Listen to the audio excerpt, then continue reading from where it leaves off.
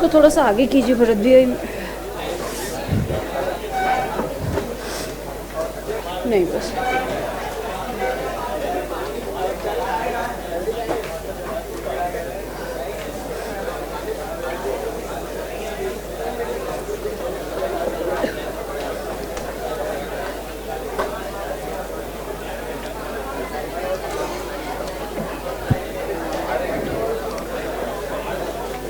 कोई बात नहीं, जो भी चलेंगे।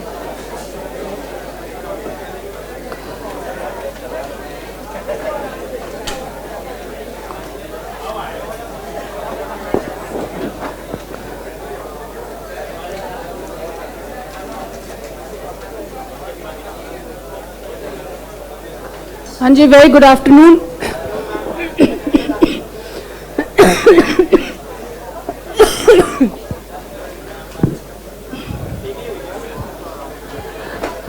चलिए, जिनको भी सबसे पहले तो ये मलाल रहेगा कि मैंने कल बुला के मैं नहीं आई।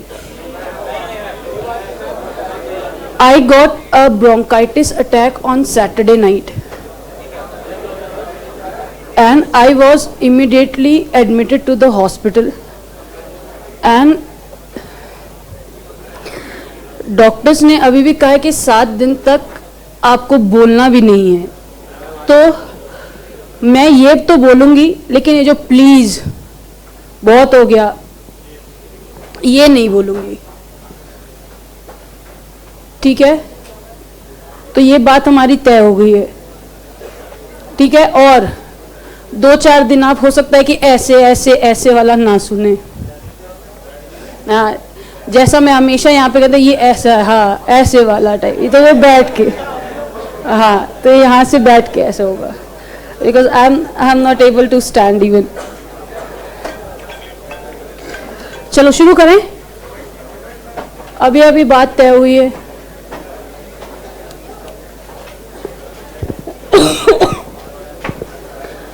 अभी अभी हमारी कुछ बात तय हुई है, आप उस बात का ख्याल रखेंगे। चलिए,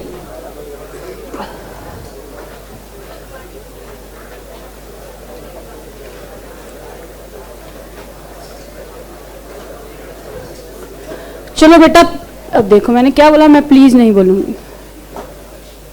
हाँ चलो, I don't know how it feels like बैठ के पढ़ाना, और मुझे पता भी नहीं है कि मैं ये कर सकती हूँ या नहीं। आपके पास मैं एक आखिरी ऑप्शन आपको दे रही हूं। अगर आप अपना यूजुअल नेचर नहीं बदल सकते हैं दोस्तों, चले जाइए, क्योंकि अगर आप नहीं बदलेंगे तो मैं जरूर चली जाऊंगी। चलो, किराए के मोबाइल जेब में या बेटर की बैग के अंदर। चलो बेटा, इधर देखेंगे प्लीज, ठीक है? हाँ, ये नहीं बोलना था, लेकिन फिर भी एक बात हमने ऑलरेडी कर ली है कॉस्ट ऑफ डिबेंचर की, दैट इज KD। हमने एक बात ऑलरेडी कर ली है cost of preference share KP।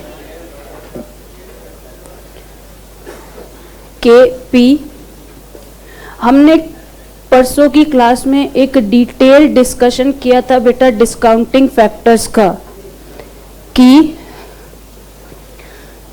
अगर किसी भी प्रकार का रिडेम्पशन कैसे होता है, इंस्टॉलमेंट्स में होता है, तो उस केस में क्या होगा।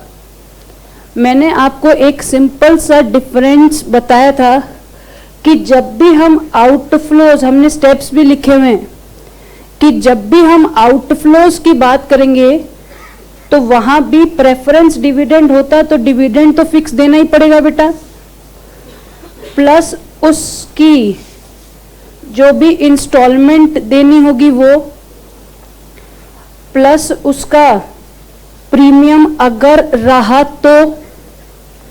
लेकिन अगर ये डिबेंचर था तो वहां पे माइनस टैक्स सेविंग भी हो रही थी, अगर आपको याद हो तो, नेट आउटफ्लोज निकालते वक्त। लेकिन यहां ऐसा कुछ नहीं होगा। क्यों नहीं होगा भाई? क्योंकि ये जो प्रेफरेंस डिविडेंड है वो एप्रोप्रिएशन है। हमने इसकी वजह से किसी भी प्रकार से टैक्सेबल इनकम में कोई चेंज नहीं आता है। आपको याद है हमने 3 स्टेप लिखे थे, पहले निकालो नेट कैश आउटफ्लो, उसके बाद 2 ऐसे रेट्स निकालो जिसमें एनपीवी एक में पॉजिटिव आ जाए, एक में नेगेटिव आ जाए, और मैंने आपको एक आईआरआर का, अभी हम लोग और डिटेल में देखेंगे, लेकिन इसका एक कॉन्सेप्ट बताया था कि why this IRR is equals to KD और केपी, क्योंकि जितने से डिबेंचर बढ़ने की सोच रहे हैं उतने ही हमें अपनी जेब में से उनको देने पड़ेंगे। बोलो ठीक है। आज सबसे important concept of the entire chapter, cost of equity. बेटा बड़े ध्यान से सुनना है बात, आराम से बात हो जाएगी। ये बात तय है कि मेरी सिर्फ तबीयत खराब है, नॉलेज इंटैक्ट है। हाँ, तो ऐसा कुछ भी नहीं है कि तबीयत खराब होने की वजह से मैं कुछ खा जाऊं यहाँ या ऐसा कुछ भी नहीं होगा। बस आप शोर मत मचाना, ठीक है। चलो बेटा, मैम हमें लिखना है क्या? नहीं। अब हम किसकी बात कर रहे हैं दोस्त? नहीं हो पा रहा है यार, जब आप लोग लिखेंगे तब बैठ जाऊंगी मैं।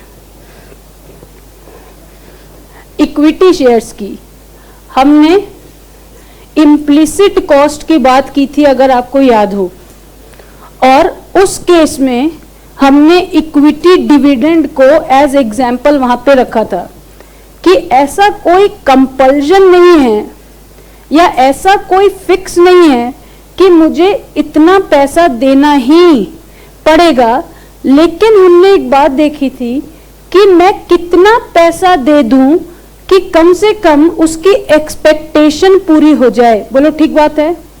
आज आपने किसी भी कंपनी के इक्विटी शेयर में पैसा लगाया है बेटा, ठीक बात है, ध्यान से सुनना है। आप डिबेंचर में भी तो लगा सकते थे, फ्लैट मिलता 10% और कोई रिस्क भी नहीं था।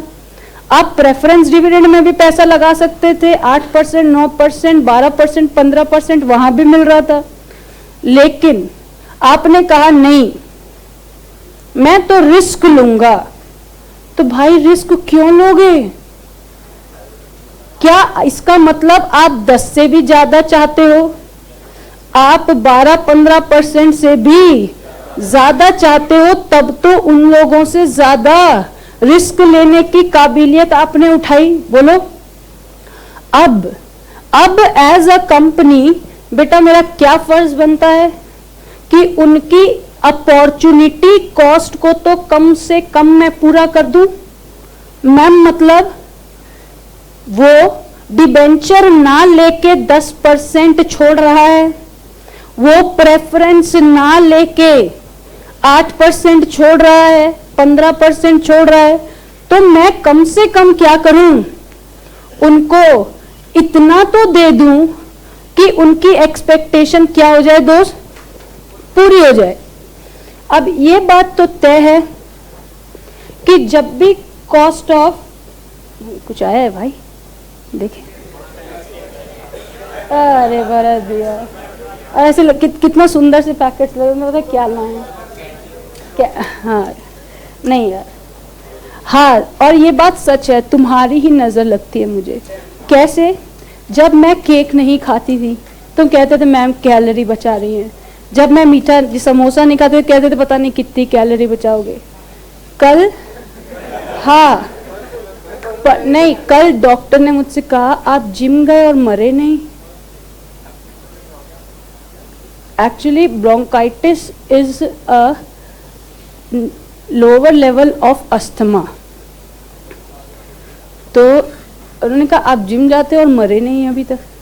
स्ट्रेंज। तो 6 महीने तक, इसका मतलब now I can have anything. अब तुम खिलाओगे नहीं, पहले खाते नहीं थे तो पूछते थे खा लो, अब खिलाओ, कोई बात नहीं। चलो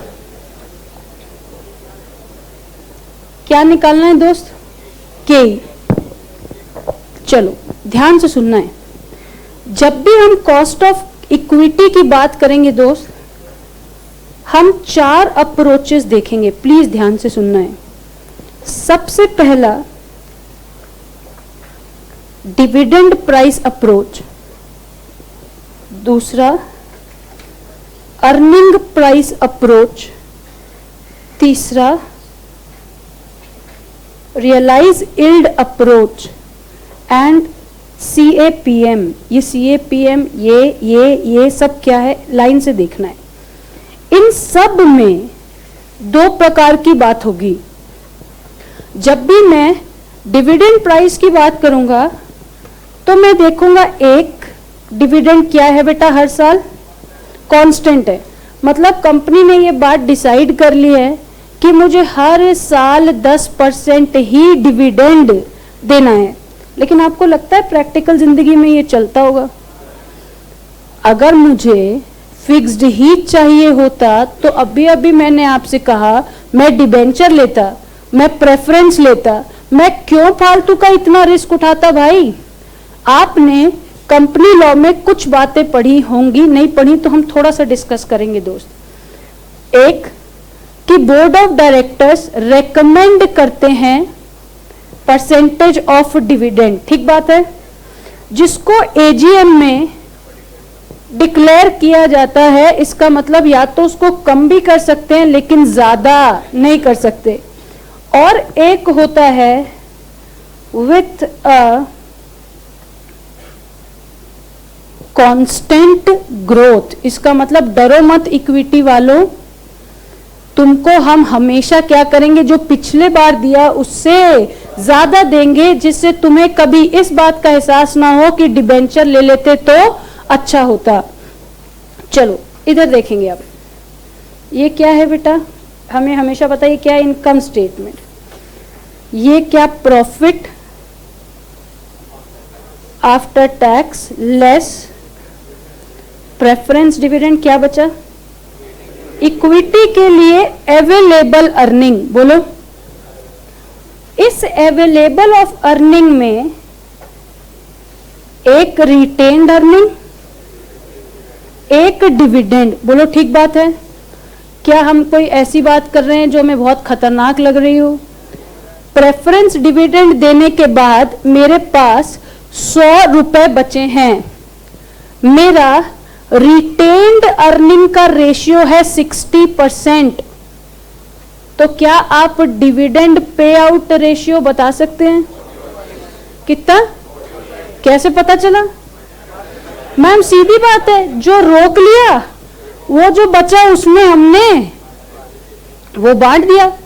क्या कल को आपको डिविडेंड पे आउट रेशियो निकालने के लिए बोलेंगे तो आप निकाल लोगे? मैम कैसे निकालेंगे?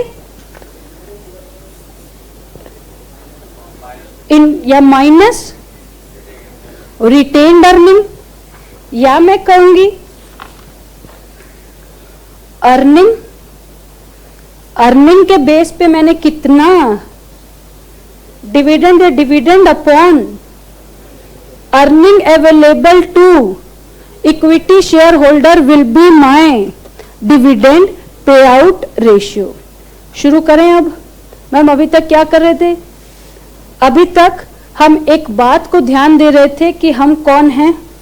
हम तो हमेशा कंपनी है, हमें क्या निकालना है, KE, और उस ढंग से निकालना है जिससे मेरे इक्विटी शेयर होल्डर भाग ना जाएं। ठीक है, क्योंकि हमें भी चाहिए ऐसा कोई जिसको हम क्या कर सके, रिस्क उसके ऊपर ट्रांसफर कर सके। चलिए आप पहले लिख लीजिए बेटा कुछ बातें, उसके बाद शुरू करेंगे।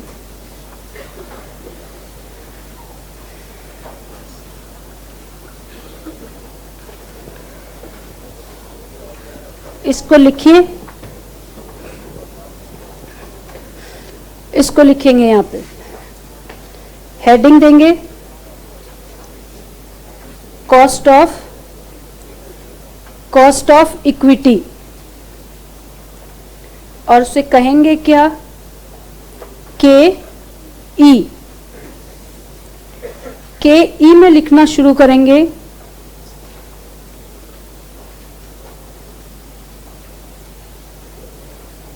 Equity shareholders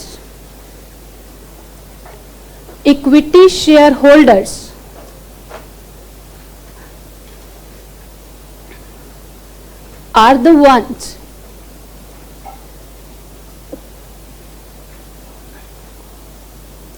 who takes the maximum risks and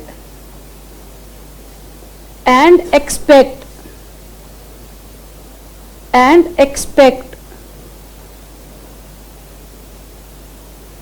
a particular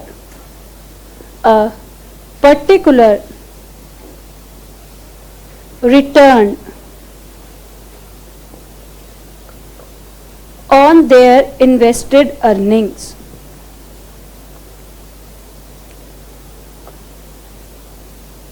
Which must be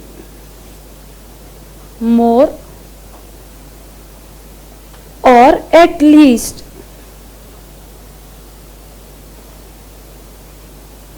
equal to their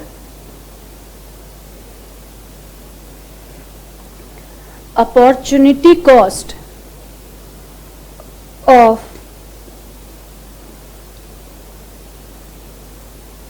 not being invested. आप में से कुछ बच्चों ने उस टाइम पे जब स्टडी में स्पेसिफिक पढ़ा था कि भाई इम्प्लिसिट कॉस्ट अपॉर्चुनिटी कॉस्ट होती है, तो बेटा क्या अब यहाँ पे हमें ये बात लिंक हो रही है कि इक्विटी वालों को कम से कम इतना चाहिए कि मुझे दूसरे में अगर मैं ना करता तो क्या होता? अदर मीन्स A is, बेटा इतना आसान है और क्वेश्चन भी यहीं से आना है. हमने अभी तक जो cost of debt, preference share, 99.99% question नहीं आने उसमें से. अरे नहीं आने तो नहीं आने, सही बात. फिर हमारा 2 दिन इतना दिमाग क्यों खाया? कोई बात नहीं, चलो. जो चीज है नहीं उसके नुकसान के डर क्या? तो तुम्हारा क्या नुकसान होगा बताओ? जैसे टीचर वैसे बच्चे. अच्छा, अब यहां ध्यान से सुनना बेटा. कांस्टेंट डिविडेंड, इसका क्या मतलब हुआ? एक फिक्स्ड रेट पे अगर 10% दे रहे हैं तो हर साल 10 रुपए ही एज डिविडेंड बट रहा है. लेकिन आपको लगता है ये काम आता होगा? नहीं आता, लेकिन किताब में लिखा है. तो in this approach a fixed amount और percentage is given as dividend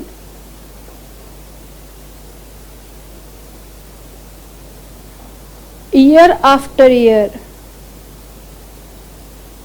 with no growth. चलो इसका फॉर्मूला सिखाने से पहले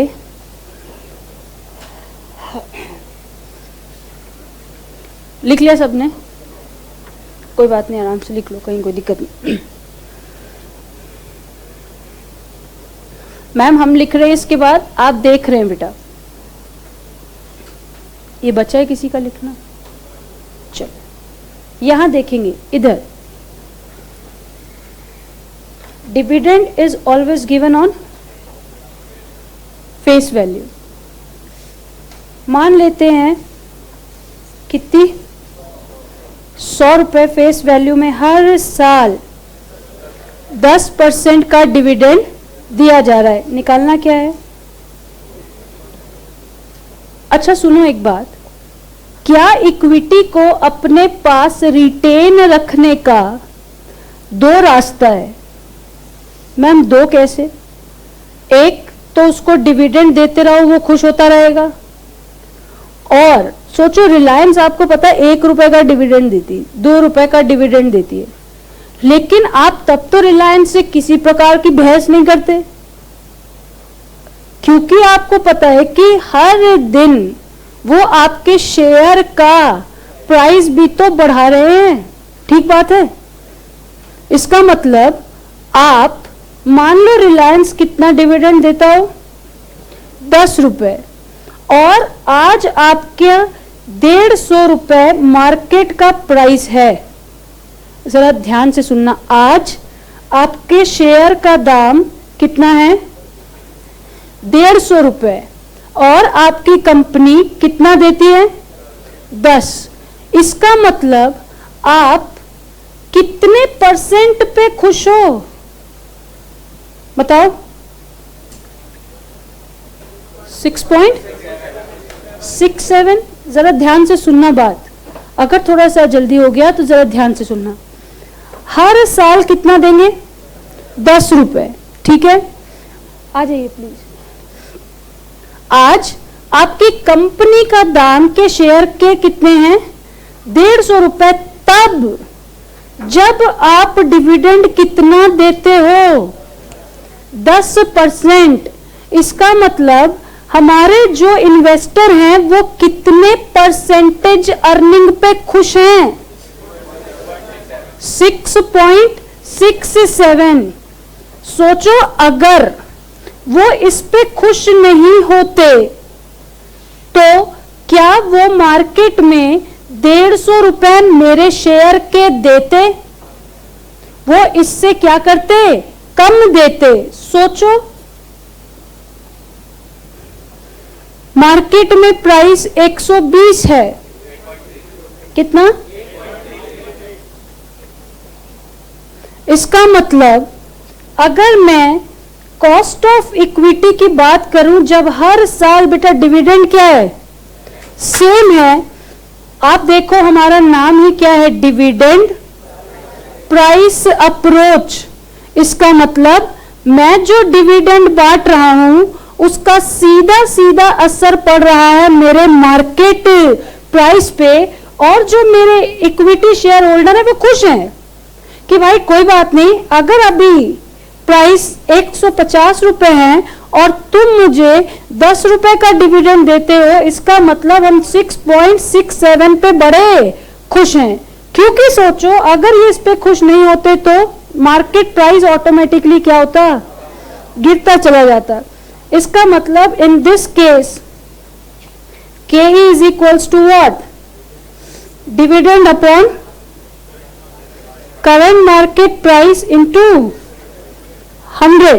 बोलो ठीक बात है। लेकिन बेटा ये ऐसे नहीं लिखाता, ये लिखाता है D इज डिविडेंड। क्या यहां पे लिखने की जरूरत है कि ये सेम ही रहेगा? मैम ये तो स्पेसिफिकली लिखा हुआ है, P0 is current market price. इसका मतलब अगर मैं 8.33%, 6.67% अगर देता हूं तो आसानी से मेरे इक्विटी वाले रिटेन हो जाएंगे। बोलो ये ठीक है? एक बार फिर देखो, मैं अभी भी कह रही हूं आपसे कि मैं सिर्फ जबरदस्ती का नहीं चिल्ला सकती हूँ। इन केस कोई भी परेशानी है आप इमीडिएटली पूछेंगे। ध्यान से देखना है, हर साल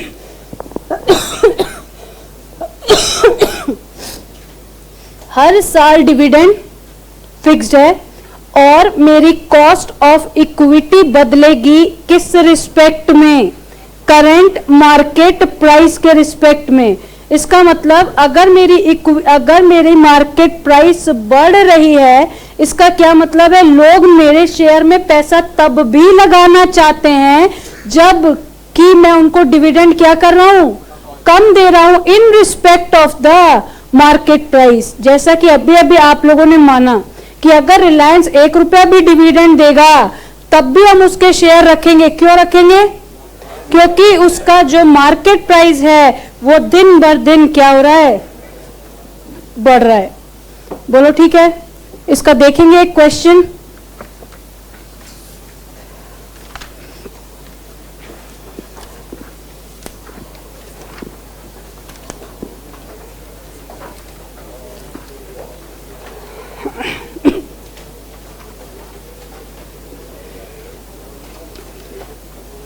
इसका क्वेश्चन भी मिलना मुश्किल है।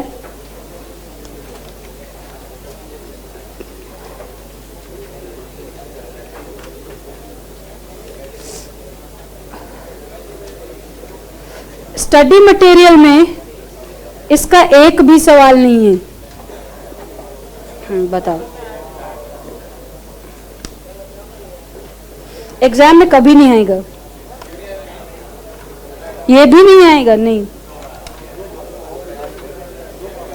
चलो मुझे दिखेगा तब मैं और बताओगे। बी,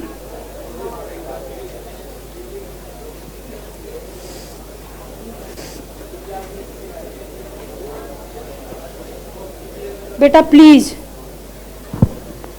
अभी अभी हमारी कुछ बात तय हुई थी।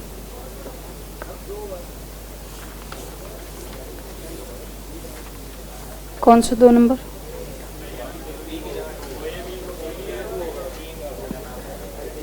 टी, एक मिनट। हाँ, वो जो करना हो तुम इसमें करो यार, ये झगड़ा नहीं है। अब इधर देखेंगे ध्यान से बेटा, यहां देखेंगे। अब यहां पर एक बात का ध्यान रखना है, क्या? Constant growth rate. इसका मतलब अगर मेरी ग्रोथ रेट 10% है, इसका मतलब मैं जितना डिविडेंड इस साल दे रहा हूं, अगले साल उसका 1.1 दूंगा। बोलो, ठीक बात है? जब ईयर 2 पे आऊंगा तो 1.1 का 10% और जुड़ जाएगा। जब मैं ईयर 3 पे आऊंगा तो इस वाले डिविडेंड का 10% और जुड़ जाएगा। बोलो, आपको यहां पर 2 चीजें मिलेंगी बेटा, एक डिविडेंड पेड और दूसरा एक्सपेक्टेड डिविडेंड। जरा ध्यान से सुनना है बात। इस साल मुझे जो डिविडेंड मिला है, वो डिविडेंड मुझे मिला है पिछले साल के काम के हुए प्रॉफिट से। बोलो, इस साल जो मुझे डिविडेंड मिला है बेटा, आपने जो इनकम स्टेटमेंट बनाया है वो इस साल का ही क्या? आज अगर मैं अप्रैल 2019 में, आपको पता है कि होते होते जून जुलाई हो जाता है, तो हम इस साल का डिविडेंड दे रहे हैं क्या? डिविडेंड किस साल का दे रहे हैं? पिछले साल का। इसका मतलब अप्रैल 2018 से लेके मार्च 19 तक की जो मेरी अर्निंग है, उसका डिविडेंड हम अभी दे रहे हैं। बोलो, ठीक बात है? ठीक बात है। इसका मतलब इस साल जो मैं डिविडेंड दूंगा, इस साल जो मैं डिविडेंड दूंगा, वो कौन सी अर्निंग का होगा? पिछली अर्निंग का होगा। एक होता है बेटा D0, जो कि मैंने क्या किया है? पे किया है। किस साल? इस साल। कौन सी अर्निंग के ऊपर? पिछले साल की अर्निंग के ऊपर। अब बताओ, जो मैं अगले साल डिविडेंड दूंगा, वो डिविडेंड होगा इस साल की अर्निंग के ऊपर। बोलो, ठीक बात है? जो कि होगा पिछले साल से 10% ज्यादा। क्या इसमें किसी को कोई आपत्ति है कि जो इस साल डिविडेंड दिया जाएगा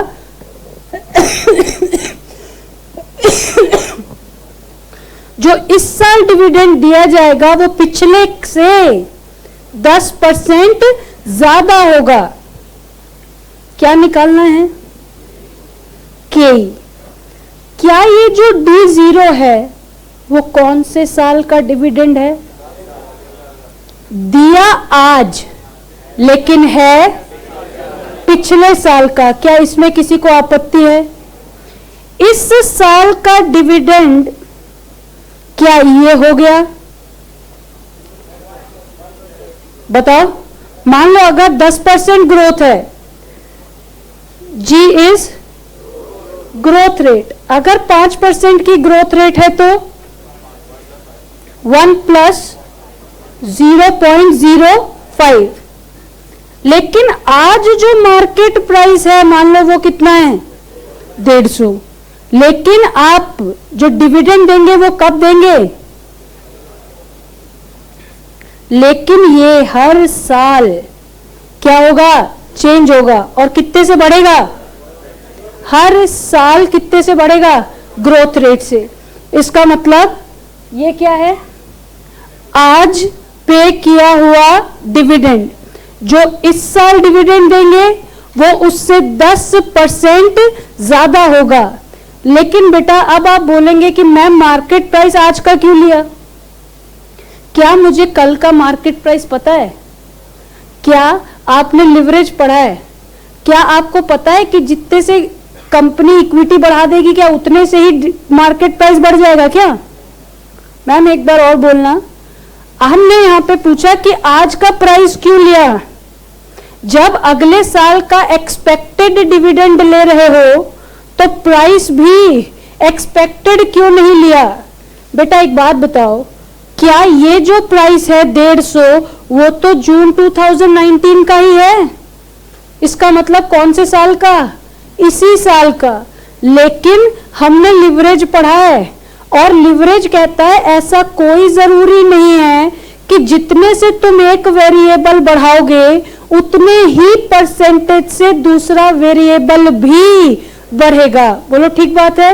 इसका मतलब ये तो बात तय है कि जितने से मैं 10% से अगर डिविडेंड बढ़ाऊंगा तो क्या ऐसा जरूरी है कि मेरी मार्केट प्राइस भी 10% से बढ़ जाएगी? बोलो। इसका मतलब मैम आप हमें यह सिखाना चाहते हो कि D1 क्या है बेटा? एक्सपेक्टेड डिविडेंड कैसे आया? पुराने वाले से जब 10% जोड़ा तब पता चला कि इस साल हम कितना डिविडेंड देने वाले हैं, इतना, अपॉन P0। ये क्या है? इसको एक्सपेक्टेड क्यों नहीं लिखा? क्योंकि हमें एक तो फ्यूचर में होने वाली अनसर्टेनिटीज का पता नहीं। हो सकता है कि अगले साल जब हम ये वाला डिविडेंड दें तो हमारा मार्केट प्राइस और चीजों से बढ़ चुका हो, कम भी हो सकता है। लेकिन हर साल ये तो फिक्स है कि मुझे 10% की चपत तो लगेगी ही लगेगी। इसका मतलब when there is constant growth in the dividend, your cost of equity is D1। D1 क्या है? अगले साल जो पे करेंगे current market price plus G क्या है? Growth rate. और इस केस में कौन सा ग्रोथ रेट भी क्या है बताओ? कांस्टेंट है। कांस्टेंट का मतलब क्या है? हर साल 10% क्या होगा? बढ़ेगा। क्या मैं इसको ऐसे लिख सकती हूं?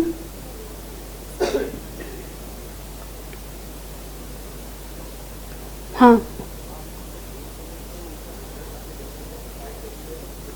बेटा ये कहता है कि ये तो आप दोगे ही, ठीक है, लेकिन ये क्या है? ये कहता है कितना भी कर लो आपका जो इक्विटी का कॉस्ट है वो हर साल आज जितना है उससे 10% बढ़ जाएगा।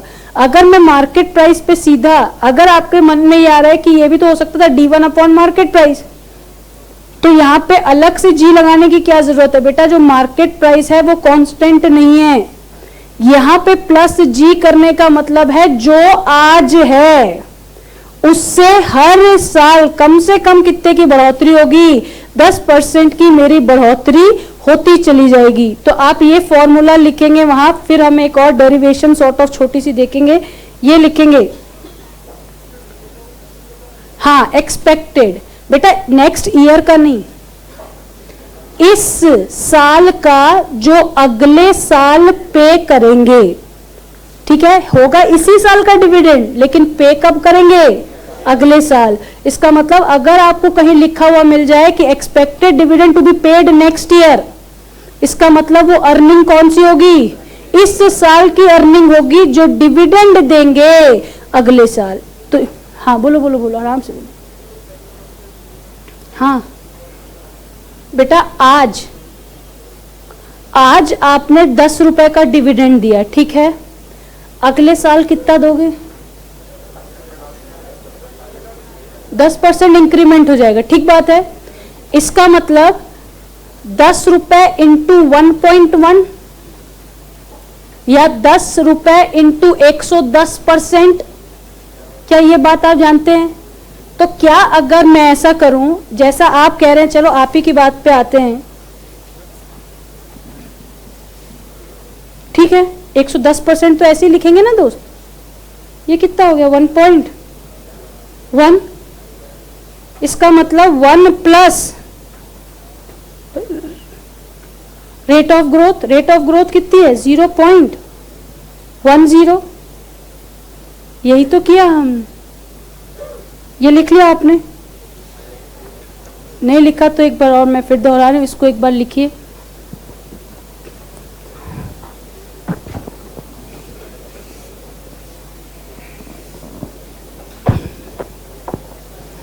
देखो, मैं कुछ आज फालतू की बात करने नहीं, इसका मतलब आप फॉर ग्रांटेड नहीं ले सकते हैं इस बात को। घायल शेर ज्यादा खतरनाक होता है। हाँ, शेर नहीं, ठीक बात है।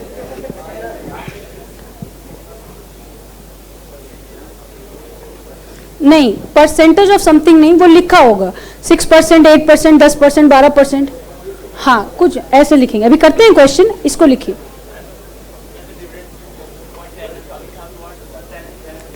110 का। अच्छा सुन लो बेटा, एक और बात, अगर D1 D0 into 1 plus G है तो D2 क्या होगा? D1 into 1 plus G। Compounding करते हैं ना जैसे बेटा, वैसे ही, ठीक है। ये लिख लिया आपने? कोई लिख रहा है? आइए S8 पे अब नॉन स्टॉप कैलकुलेटर चलाते चलना है, एकदम नॉन स्टॉप कैलकुलेटर चलाते चलना है।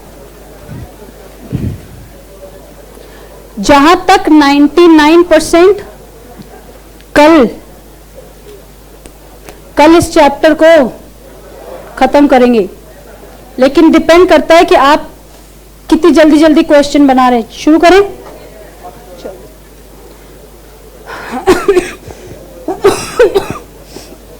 चलिए यहां देखेंगे please. A company has paid a dividend of rupees, please बेटा देख लो ना, 1 पर शेयर। क्या लिखा है? पेड। पेड किया है, इसका मतलब कौन से साल का होगा? पिछले साल का होगा, लेकिन पे कब किया? आज। फेस वैल्यू ऑफ 10 ईच, इससे हमें कोई झगड़ा नहीं है। ये भी देखो स्पेशली लिख दिया है, कब का? लास्ट ईयर का। And it is expected to grow 10% next year. क्या आप कॉस्ट ऑफ इक्विटी निकाल के दे सकते हैं जब मार्केट प्राइस 55 रुपए हो? 2, क्या आपने यही किया है? KE is equals to DO 1 plus G, sorry plus G। कितना आया? 1.1। कितना है? 1.1। 1.1 अपॉन 55 प्लस 0. कितना? 0.12। ये ठीक है? दोनों को प्लस करके बता रहे हैं। चलिए, इसका मतलब दैट इज कितना परसेंट? देख लो बेटा, एक मिनट, कहीं अगर जल्दी हो रहा हो, किसी को भी घबराहट हो रही हो तो देख लो। आप इसको सॉल्व करके देंगे, ये आएगा शायद 0.02। 2% हो रहा है ना इसका, प्लस दैट इज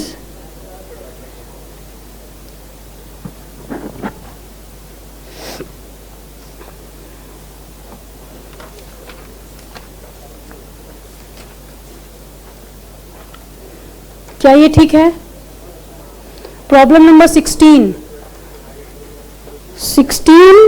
18 और 19 इमीडिएटली, 16, 18 और 19, एक एक मिनट से ज्यादा का समय नहीं लगाओगे इसके ऊपर। 16, 18 और 19।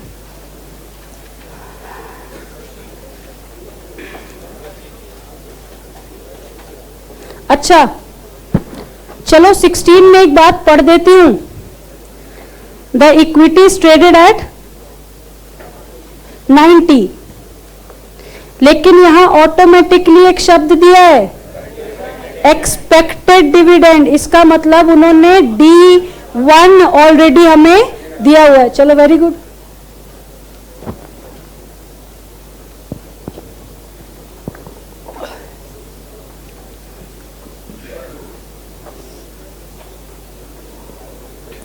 क्या ये हुआ हमसे?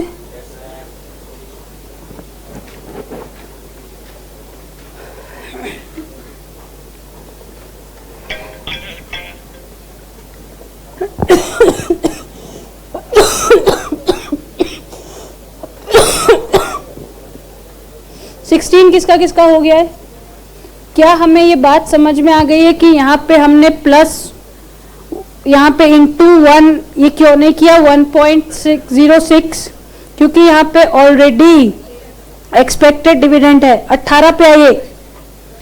Bright limited has its equity share of ₹10 each quoted in the stock exchange has a market price of 56.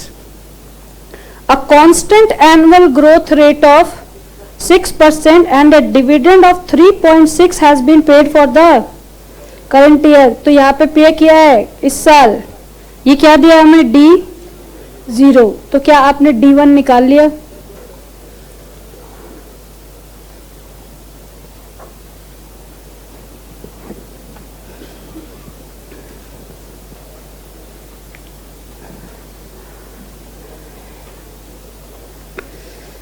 Same सवाल है प्रॉब्लम नंबर 19।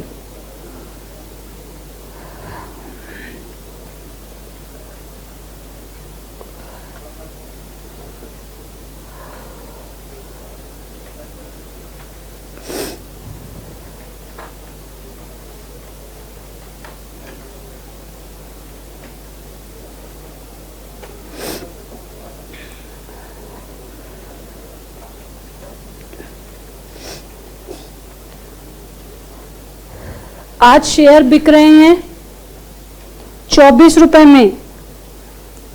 फर्म ने 1.8 का डिविडेंड दिया है, तो estimated growth is 5%। Determine the cost of equity. क्या हुआ?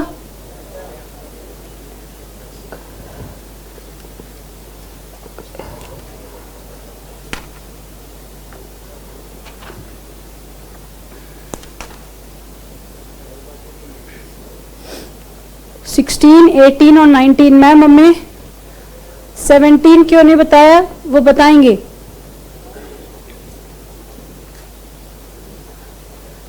Sixteen, 18 और 19 डन है एकदम।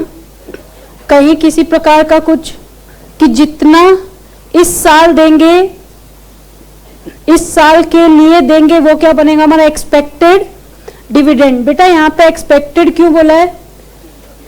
क्या ऐसा नियम है कि देना ही पड़ेगा? हो सकता है हम ना भी दें, इसलिए वहां पे शब्द क्या लिखा है? एक्सपेक्टेड। एक बार ना प्रॉब्लम नंबर 8 को पढ़ो, उसमें एक छोटा सा नया कॉन्सेप्ट है। हाँ, एक छोटा सा नया कॉन्सेप्ट है, एक लौता ऐसा क्वेश्चन है, लेकिन अगर इन केस कहीं दिख जाए तो एक बार आप पढ़िए, फिर हम पढ़ेंगे, फिर देखते हैं ये क्या होता है। 8 नंबर।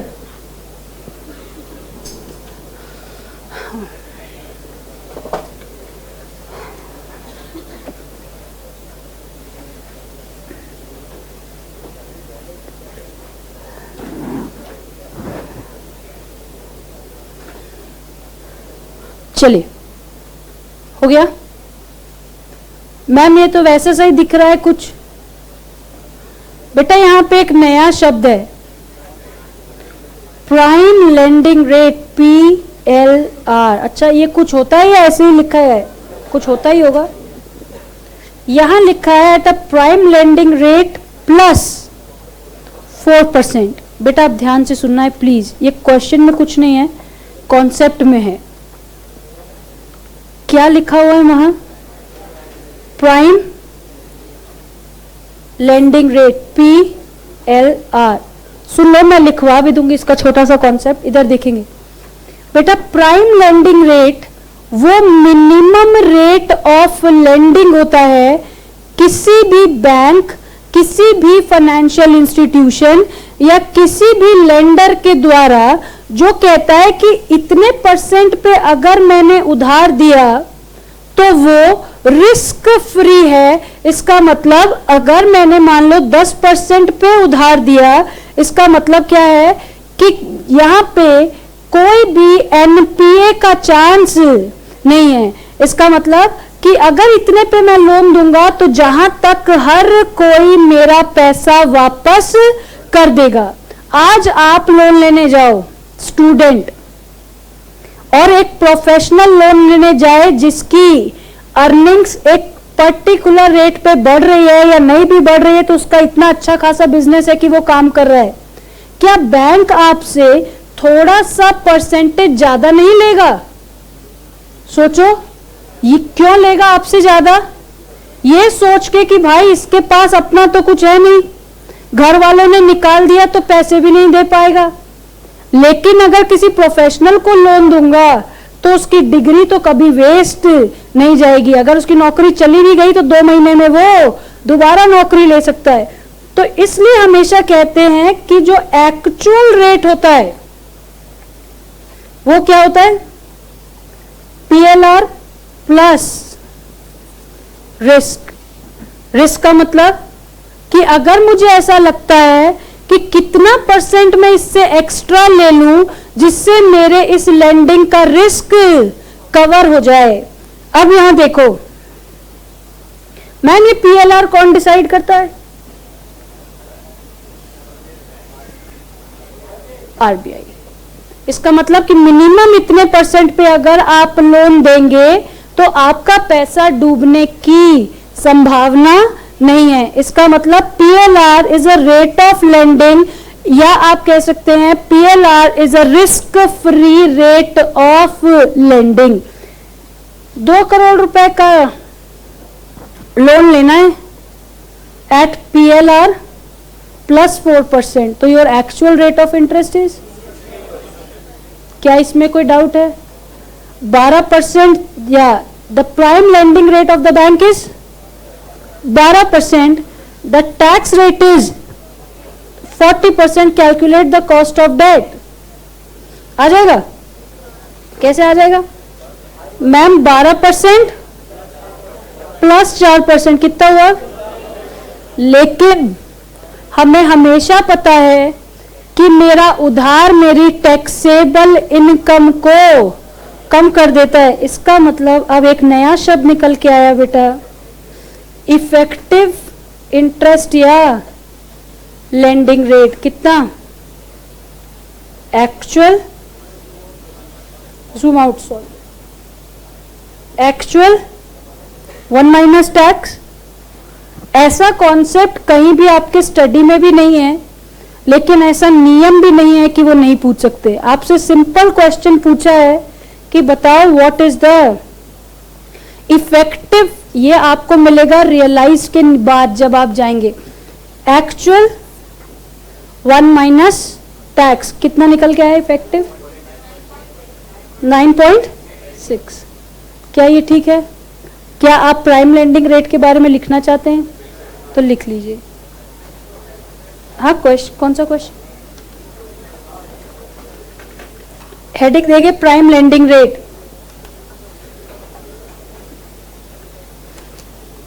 हेडिंग देंगे prime lending rate.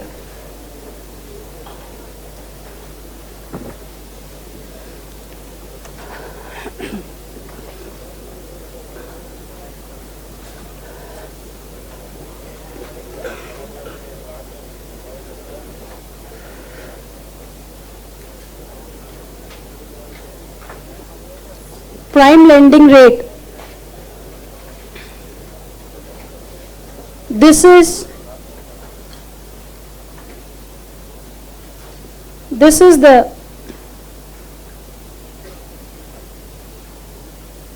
risk-free rate of lending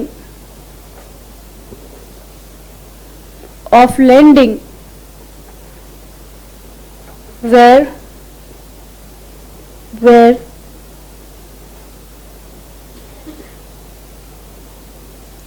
the repayment of the loan is quite accepted या expected लिखेंगे हम। ऐसा ये मिनिमम रेट है कि अगर इस पे देते हैं हम तो वो पैसे वापस आ ही जाएंगे। बट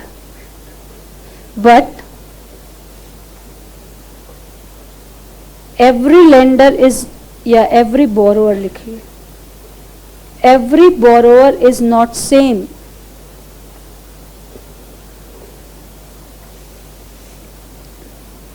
Each involves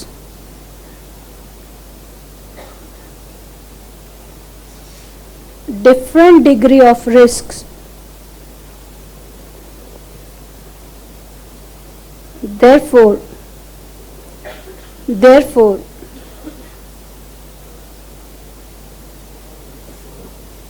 क्या करूं zoom? Therefore, the actual lending rate also includes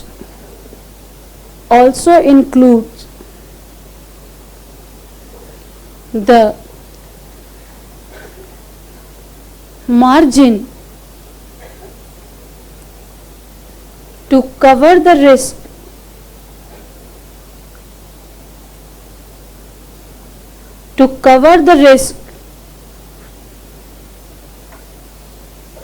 from the risky buyers, risky borrowers.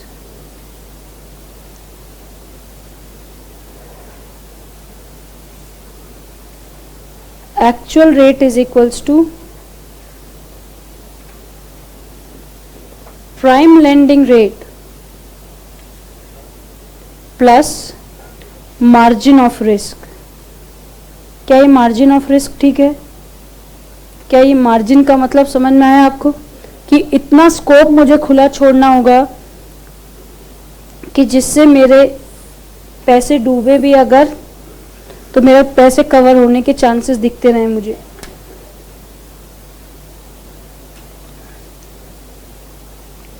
Effective rate is actual rate multiplied 1 by 1 minus tax।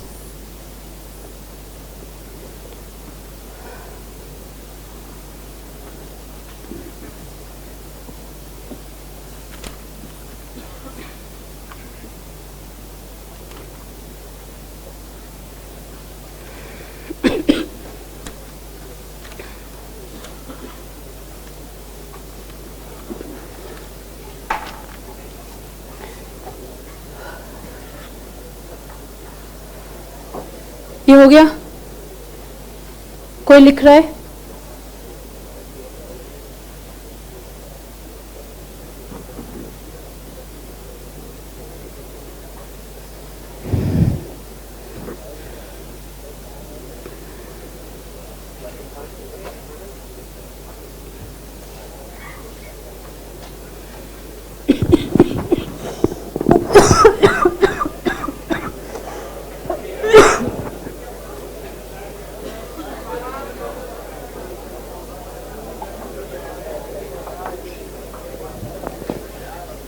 ये लिख रहा है कोई?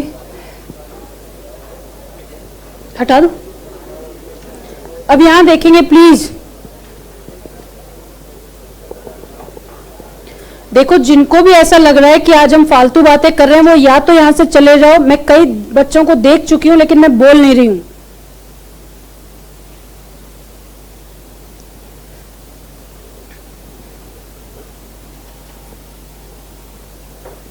ये क्या है ma'am? Cost of equity when the rate of growth is constant.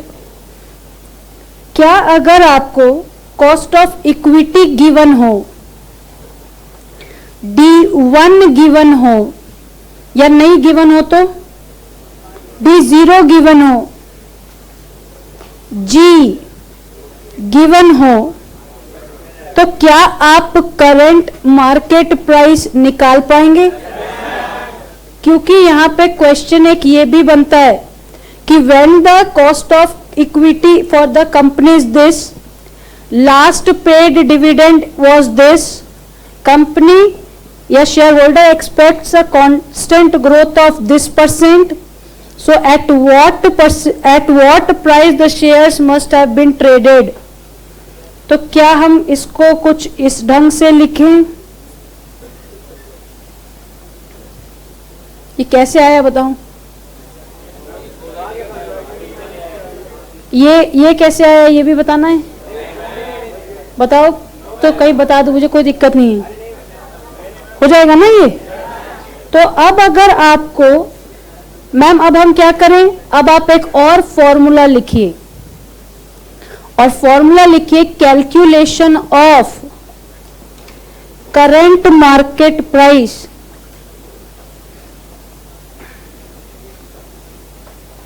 calculation of current market price P0 is equals to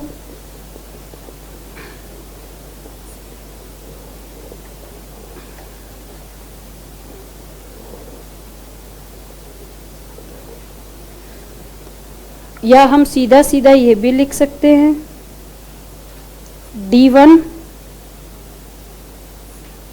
KE minus जी। बेटा DO वाला जानबूझ के लिख दिया है कि हो सकता है कभी वो आपको लास्ट ईयर का डिविडेंड दे और आपसे कहें कि 6%, 10%, 8% पे ग्रो करेगा डिविडेंड हर साल। तो बताओ आज के दिन मार्केट प्राइस क्या होगी?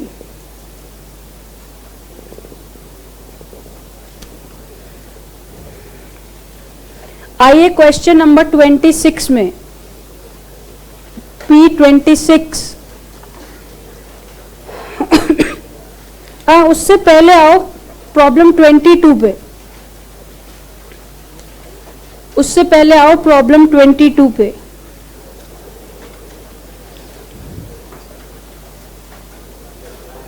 Problem 22, a company's current market price is 60, dividend per share is 4, if capitalization rate is 12%, that is cost of capital। cost of capital में अभी हमारा कैपिटल का फॉर्म क्या है? शेयर है, इसलिए cost of equity, what is the dividend growth rate? अब आपसे ये क्या एक्सपेक्ट करते हैं कि आप जी निकाल दो, तो निकाल सकते हैं हम लोग। 1 मिनट आप कोशिश कीजिए, फिर हम कोशिश करेंगे।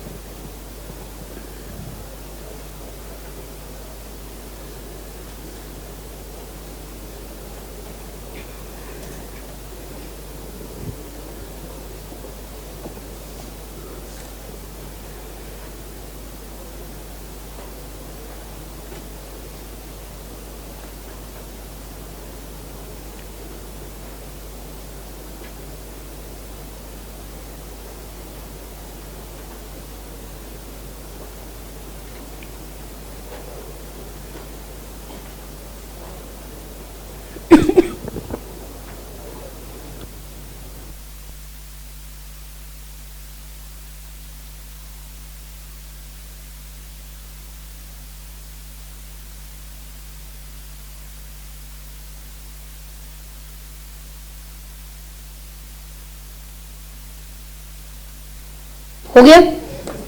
चलिए क्या किया आपने जरा देखें। Problem 22, cost of capital D0 1 plus G PO plus G. क्या हमारे पास कॉस्ट ऑफ कैपिटल है कितना? 12%। इसका मतलब 0.124 1 प्लस जी 60 प्लस जी, ठीक बात है। उसके बाद 0 minus g into 60 is equals to 4 plus, तो आप अच्छा ये मैंने ये कर दिया, आपने डायरेक्ट बोल दिया 4 प्लस 4g। अब ये 7.2 minus 60g is equals to 4 plus 4g। क्या अभी हम कर सकते हैं? यहाँ पे हमारे पास क्या है, सीधा सीधा 64g 3.2 is equals to 64g, g is equals to 0.05, that is 5%। Problem number 26, लेकिन उसमें एक बहुत बड़ा ब्लंडर है सॉल्यूशन में। तो आप देखा देखी उसमें ये नहीं कहेंगे यहाँ तो ये लिखा है, एक बहुत बड़ा ब्लंडर है। प्रॉब्लम नंबर 26, प्रॉब्लम नंबर 26,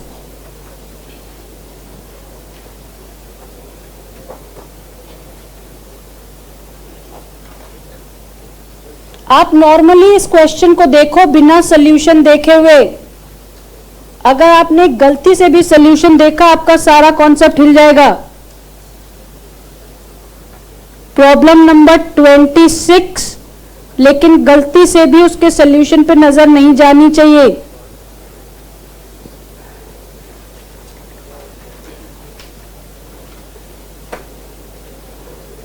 चलिए पढ़ना शुरू करें। A company share is quoted at 40 currently। क्या इसमें कोई झगड़ा है? ये क्या है? P0। A company pays a dividend of ₹2 पर शेयर। तो क्या आपको ये बात समझ में आ रही है कि ये क्या है? D। अब जिसने भी कहा ना D1, उसने पीछे पलट के देखा है। ये हमेशा क्या है? D0। An investor expect a growth at 10% per year. क्या आपसे कॉस्ट ऑफ कैपिटल निकलेगी? चलो देखते हैं, पढ़ लेते हैं एक बार। If the anticipated growth is 11%, market price बताओ। क्या पहले वाले से KE आ जाएगा? और जब KE आ जाएगा और ग्रोथ कितनी? 11%, आपका नया P0 आ जाएगा। अभी बनाते हैं बेटा इसको। If the company cost of capital is 16%, अब यहां पे क्या दिया हुआ है? नया KE दिया है, नया G दिया है। Calculate the market price if the dividend of ₹2 share is to be maintained. इसका मतलब G क्या हो जाएगी? 0। तो चलो जरा इसको बनाते हैं, चलो जरा इसको बनाते हैं।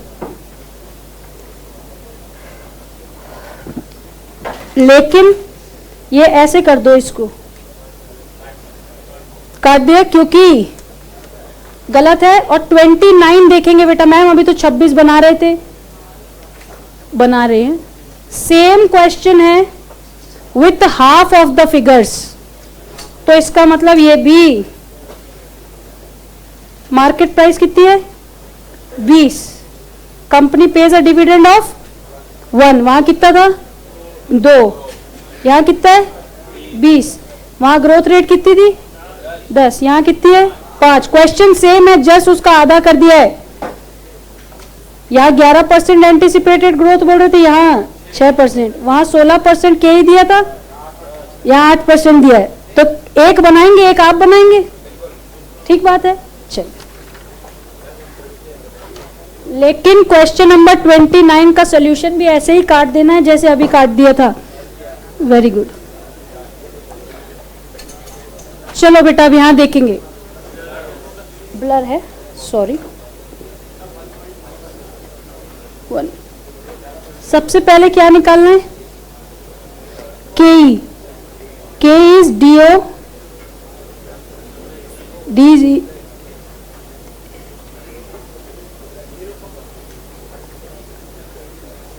ये ठीक है बेटा। कितना दिया है डिविडेंड?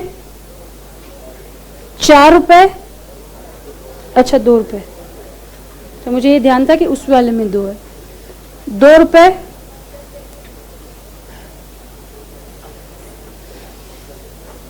40 प्लस 15.5%। क्या ये ठीक है? K is equals to D1 upon, क्या ये ठीक है? क्या ये ठीक है? हमें निकालना क्या है दोस्त? P0। क्या ये हमें याद है? क्या हमें D1 अभी ऊपर से मिल गया है? कितना? 2.2। क्या KE भी हमें ऊपर से मिल गया है? हाँ, इसमें G 11%, अच्छा इसमें 11% हो जाएगा। कितना? 2.22। चलो माइनस 0. कितना? 21444 49.33 और 34, या आप राउंड ऑफ करेंगे तो 50 पे भी ले जा सकते हैं, कोई दिक्कत नहीं है। क्या ये फिर से बताओ? क्या बेटा? 29 था उसके बाद। हाँ, अब क्या पूछा है आपसे? अभी भी आपसे P0 पूछा है, लेकिन यहां पे फिगर दूसरी है। क्या KE मेरे पास है? अच्छा एक बात, लेकिन यहां पे डिविडेंड का कोई झगड़ा नहीं है, 2 रुपए रहेगा, क्योंकि उन्होंने स्पेसिफिकली मुझसे पूछा है कि अगर 2 रुपए ही मुझे मेंटेन करना है तो क्या होगा। तो बताओ, क्या KE कितना दिया हुआ है? 16%। 0.16 माइनस कितना हो गया? 33.33।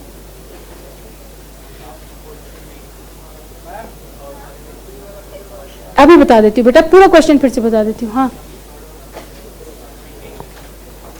ध्यान से सुनेंगे बेटा प्लीज, ध्यान से सुनेंगे प्लीज, ध्यान से सुनेंगे। सबसे पहले तो जिनको सेकंड नंबर में दिक्कत है वो यहां देखें। क्या बेटा KE मुझे यहां से मिल गया, मैंने KE यहां पे फिट कर दिया। अच्छा, आपको ये फॉर्मूला तो ध्यान है, ठीक है? आपने KE जो मिला वो यहां पे फिट कर दिया। आपको ग्रोथ रेट नया दिया है बेटा क्वेश्चन में 11% का, तो 11% इसका मतलब 0.11, ठीक बात है। इसका मतलब अगर मैं लिखती K माइनस G तो मैं लिखती 2,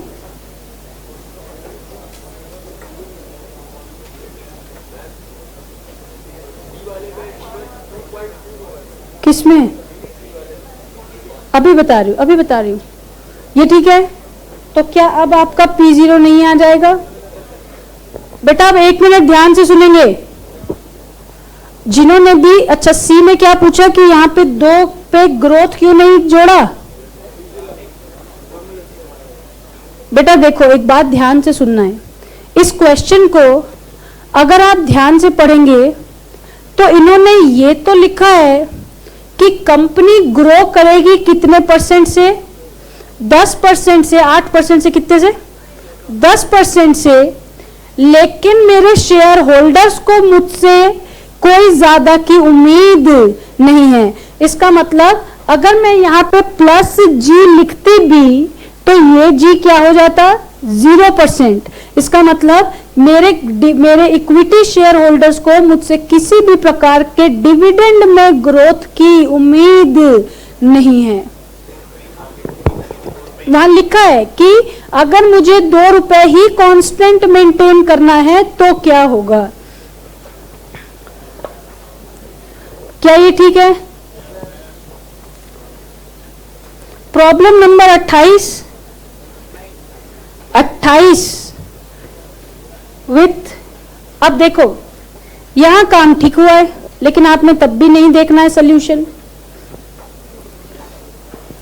अ company share are quoted at 250, the dividend just paid was, तो ये क्या हो गया दोस्त, D0। Face value per share is no growth in dividend is expected, compute KE। क्या निकाल सकते हैं? निकालिए, फिर आगे पढ़ेंगे, अभी तो निकालिए। क्या आपके पास दोनों का फॉर्मूला है, with growth with no growth? तो ये वाला क्वेश्चन विथ ग्रोथ का है कि नो ग्रोथ का है?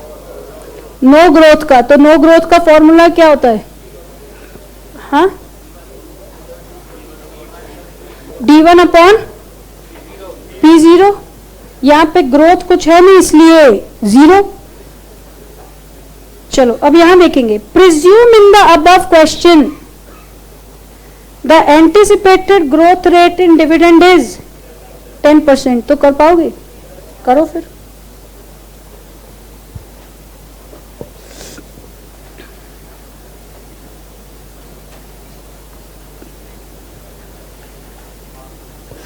आपका D1 क्या निकल आएगा? 5.55, 50 रुपए दे रहे हैं ना। D1 250, क्या यही किया है आपने? D1 upon current market price plus growth rate,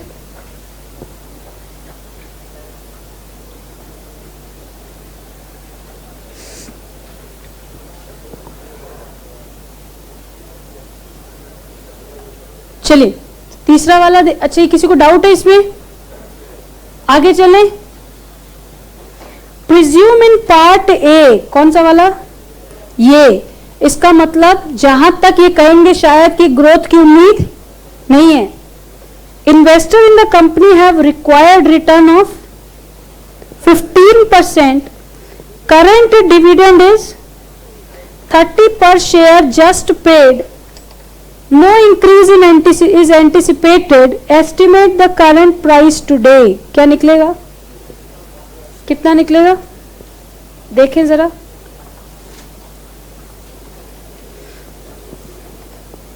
क्या P0 का यही फॉर्मूला होता है?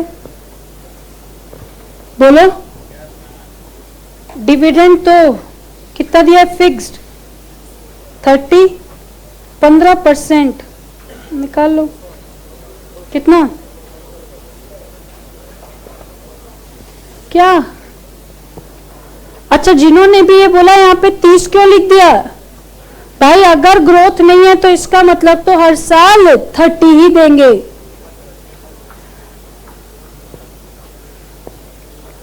लेकिन अगर 5% से बढ़ जाए तो कर पाओगे? करो फिर।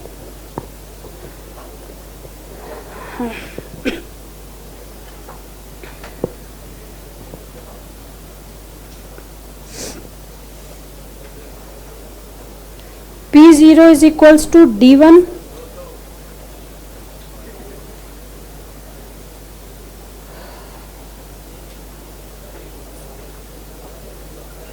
क्या आपने पिछले बार डिविडेंड दिया था 30 का, तो अब की बार देंगे कितना परसेंट है? 5। एंटिसिपेटेड तो आज भी वही है 31.5। 5 अपॉन तो 315।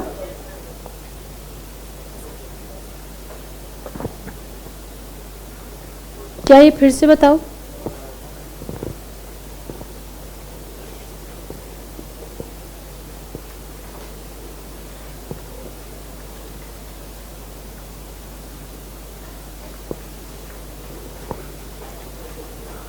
आपके स्टडी में इस लेवल के कोई क्वेश्चन नहीं है बेटा, सुन लो प्लीज। हमने जितना परम्यूटेशन कॉम्बिनेशन इसमें लगता था उस टाइप के सारे क्वेश्चन कर लिए हैं। यहां पर पहली बात देखिए कि dividend price ratio says dividend upon market price is cost of equity. अगर कोई ग्रोथ नहीं है तो क्या हम ये तो हमेशा ही रख सकते हैं ना? अगर ग्रोथ है तो ग्रोथ जोड़ दो और ग्रोथ नहीं है तो 0।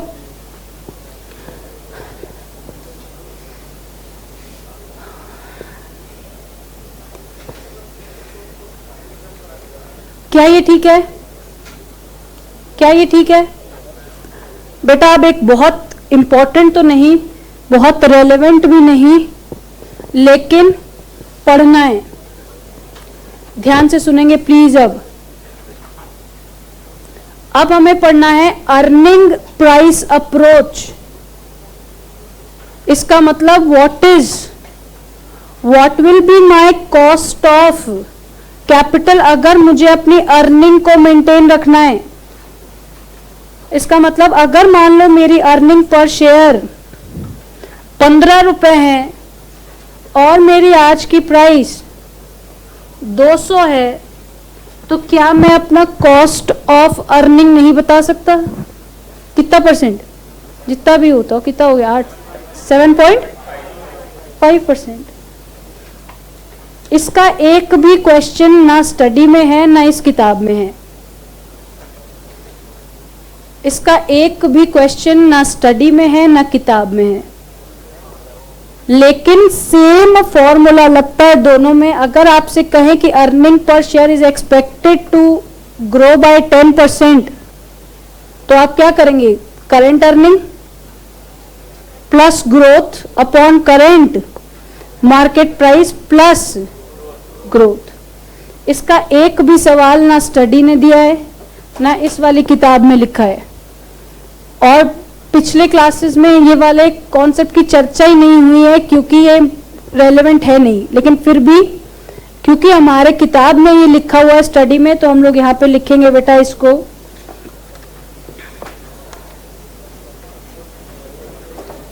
क्वेश्चन हम लोग बना लेंगे, दिक्कत क्या है? क्वेश्चन दिया नहीं है तो क्या हुआ, क्वेश्चन हम लोग बना लेंगे।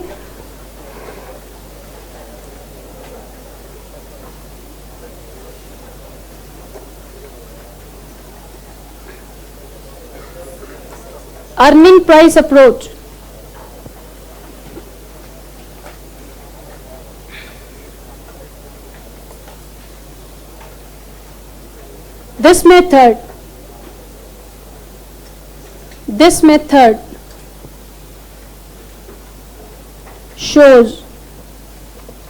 This method shows the cost of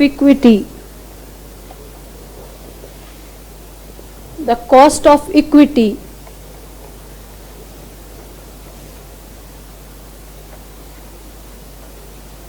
for the organization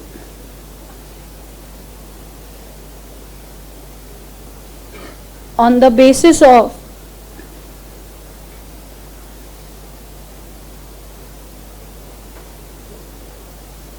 earning per share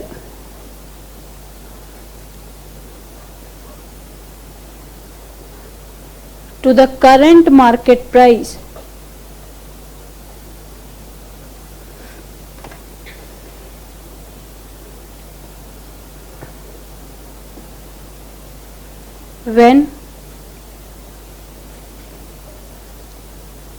when there is no growth.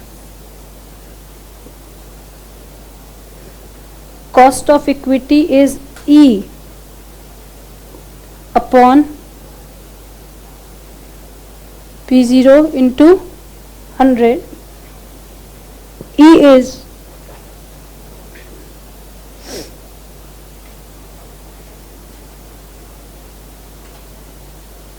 Earning पर शेयर, P0 इज यहाँ भी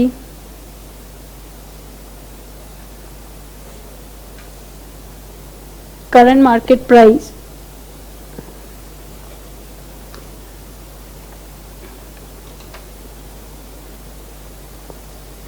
number 2 is when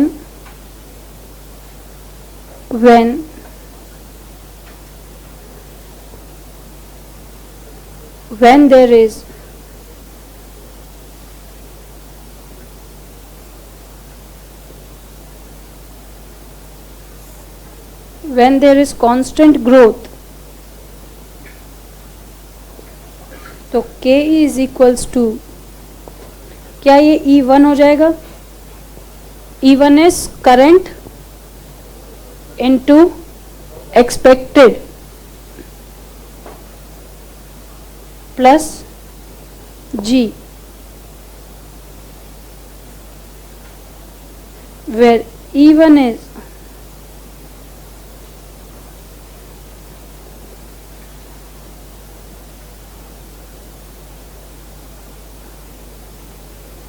expected earning per share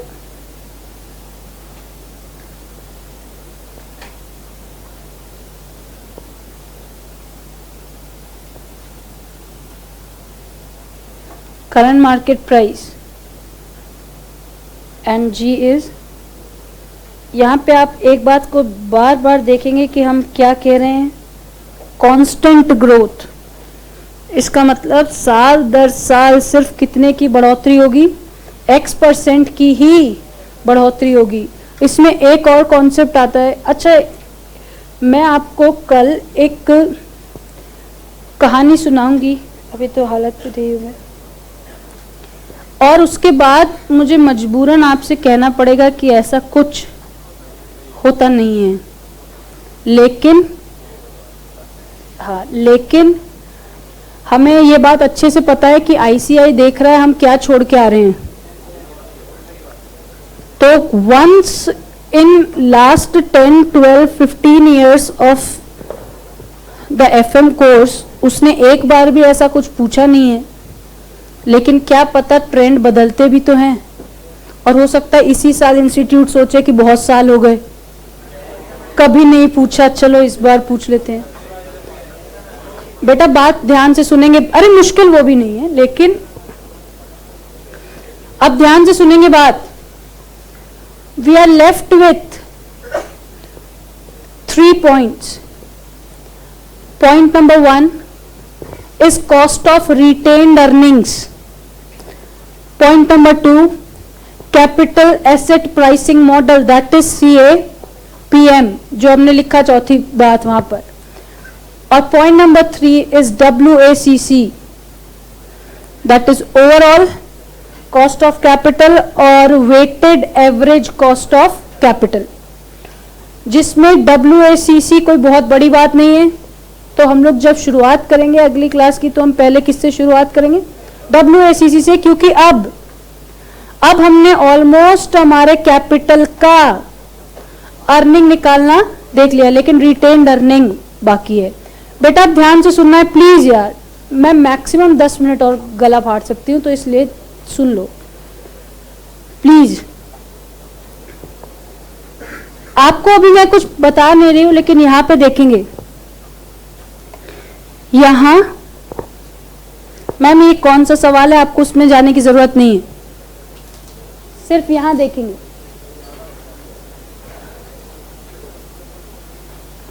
यार अगर तुमको किसी भी टाइप की होशियारी सूझ रही ना, 10.5, 11.02, 11.58, इसका मतलब मुझे ये तो दिख रहा है कि यहां पर डिविडेंड हर साल बढ़ रहा है और किसी न किसी रेट से बढ़ रहा है। लेकिन बेटा अगर ये आम जिंदगी होती तो यहाँ पर एक कॉन्टिन्यूअस रेट से बढ़ता, तो हमारा फॉर्मूला वो K E is equals to D1 upon P0 plus G काम आ जाता। इससे हमें ये बात समझ में आ जाती कि हमारा जो रेट ऑफ ग्रोथ है वो क्या है, कांस्टेंट है। मैं जो कह रही हूँ बात समझ में आ रही है। अगर मान लो हम ये डिफरेंस चेक करें कि ये दोनों का डिफरेंस क्या था, कितने परसेंट से, 0.5% से बढ़ रहा है, ये सब कांस्टेंट से बढ़ रहा है, ठीक है। लेकिन क्या ये नहीं हो सकता था कि एक साल की बढ़ोतरी 5 पे और दूसरे की 7 से बढ़ती, और तीसरे वाले की हो सकता है 3% से बढ़ती, और आगे वाले की शायद सीधा 10% से बढ़ती। इसका मतलब यहां पे आनी है कोई ना कोई एवरेज डिविडेंड ग्रोथ। इसका मतलब अगर कांस्टेंट चलता तो कोई झगड़ा है नहीं, हम सीख गए। हर साल 10-10% बढ़ाते जाओ और कॉस्ट ऑफ इक्विटी भी अंदाजन 10-10% से बढ़ती चली जाएगी। लेकिन यहाँ पे दिक्कत क्या है कि ये हो सकता है कि एक रेट से ना बढ़ रहा हो। तो इसके लिए बेटा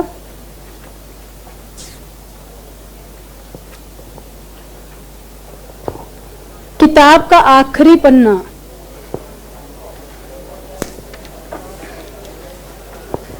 आखिरी पन्ने से पहले